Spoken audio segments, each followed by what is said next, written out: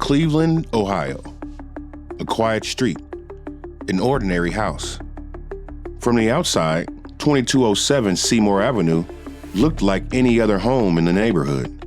Weathered siding, drawn curtains, a rusted chain on the front door.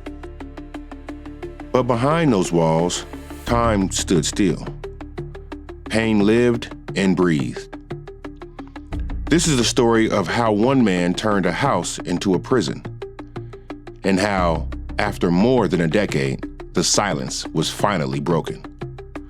Welcome to Into the Unknown, Unsolved Mysteries and True Crime. Ariel Castro wasn't born a monster. He became one, slowly, methodically, and with the world watching but not seeing.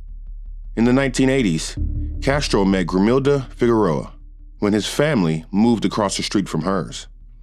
The two began a relationship. Eventually, they moved into a home together on Seymour Avenue, a 2-story, 4-bedroom house in Cleveland's Tremont neighborhood. But according to Grimilda's sister, everything changed the moment they moved in. All hell started to break loose, she said. Castro was violent.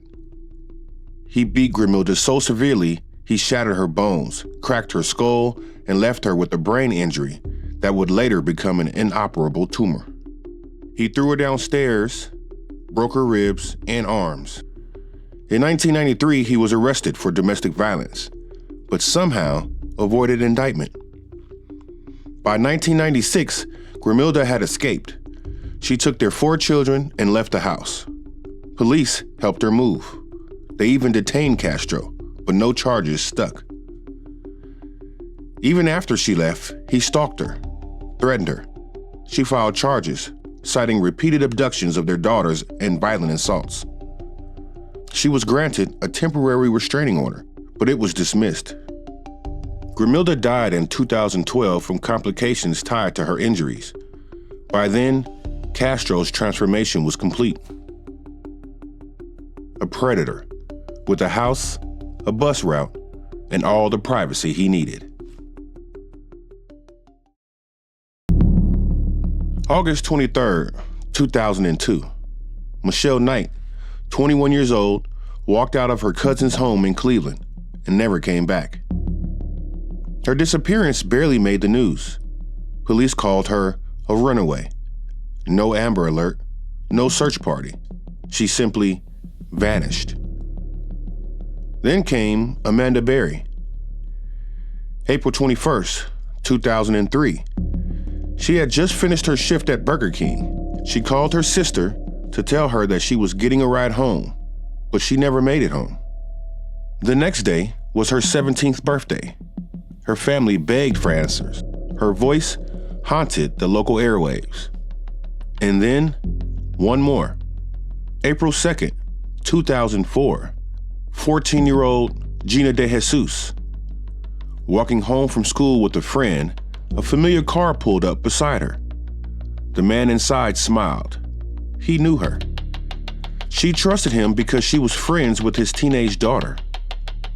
No Amber Alert was issued, which angered her father. 3 young women, gone without a trace, taken within a few miles of each other. Inside 2207 Seymour Avenue, Castro wasn't just hiding captives. He was living a double life. By day, he drove a school bus for the Cleveland Metropolitan School District. By night, he played the bass in salsa bands. Seemed normal enough. But no one knew what he'd hidden behind locked doors. No one heard the screams. Inside his rundown house, Castro had transformed bedrooms into cages. Windows boarded shut. Doors padlocked from the outside. Chains bolted into walls. Mattresses stained with years of torment. And rules. Endless, violent rules. Michelle Knight suffered the worst. Castro impregnated her at least 5 times. Each time, he beat the fetus out of her, using fists, dumbbells, or slamming her into walls. He starved and isolated her. She lost hearing in one ear and would later require facial reconstruction. On Christmas Day, 2006, Amanda Berry went into labor. He made her give birth in a plastic kiddie pool.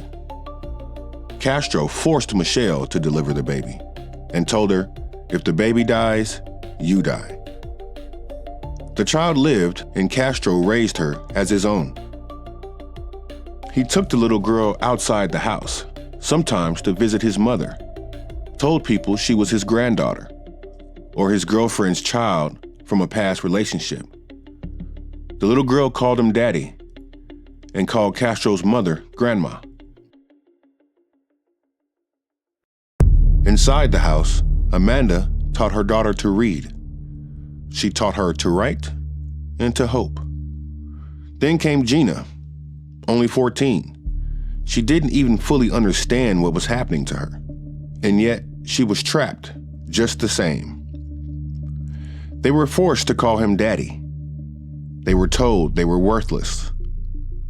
Their only view of the outside world? A static-filled TV in a locked room. All the while, Castro lived his double life, driving kids to school by day, then returning to his prisoners at night.